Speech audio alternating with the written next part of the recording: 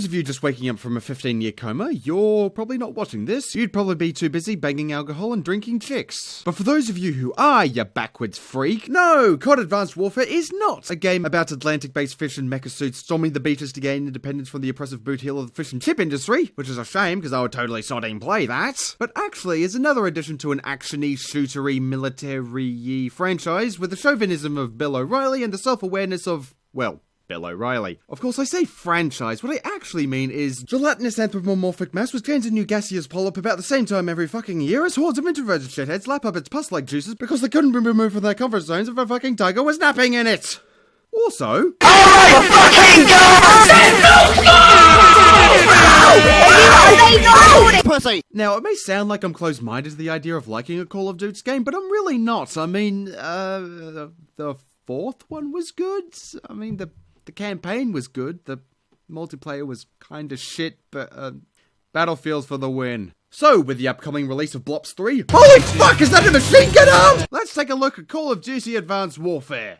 Cause why the fuck not? In the year 2054, Private Troy Baker, along with Private Troy Baker's clone, both participate in a battle against North Koreans. Yes! Fucking called it! During the counterattack, Troy Squared is killed in action, while Troy OG's arm gets Jamie Lannis, forcing him to be discharged from the military. After attending Clone's funeral service, and after you've pressed F to pay respects, Troy is offered a position of the world's most powerful PMC by Kevin Spacey. That was literally me just reading off the Wikipedia, because the plot is as bland and unengaging as the Antiques Roadshow. The only thing the campaign adds to the series, and to humanity in general, is what I like to call the Deus Exo Machina suit, which is like the Iron Man suit, only it's less interesting and far more situationally convenient. This allows you to jump really high, break the laws of physics, grapple hook, go invisible, magic shields, glorified fridge magnet Spider-Man, see through walls, make shit all quiet like, how the fuck does that work? And push really big things around. And if the developers could have somehow related it to combat, they would have made it dispense cocktails and peanuts, if only to try and convince you that it's totally the future! Kind of. What I'm most iffy about is the addition of the grapple and the super boosty jump, in the campaign at least, because mechanics like these really could have done a lot to change up the usual modern cover-based shooting bollocks, but you can only use them one at a time, and the environments are often far too cramped and restricted to make full use of them.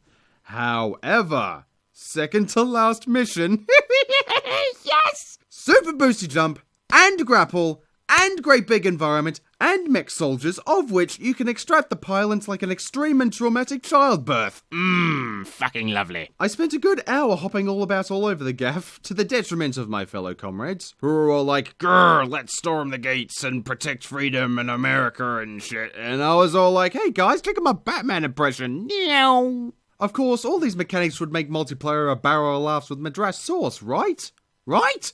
Well, just like My Little Pony and jerking off with a Tickle Me Elmo, I enjoy it a hell of a lot more than I probably should. It's the usual dealio of trundle, whoosh bang racism, wah-hey model of Call of Duty multiplayer. Only difference is you get the super boosty jump, and the grapple is cordoned off to DLC. Thanks, Activision, you greedy fucking bastards. But even that is enough to enliven the whole affair. Oh, and let me address this now. In my embarrassingly large amount of time I played the multiplayer, I did not encounter a single toxic racist 8-year-old. Maybe it was because I was playing on Australian servers, and, as we all know, Australia is such an accepting and open-minded country.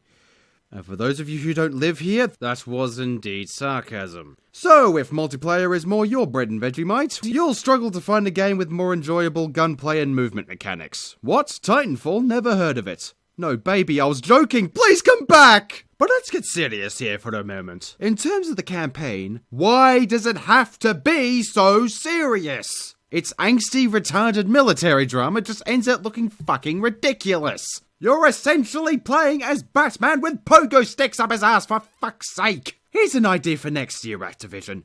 Go all out.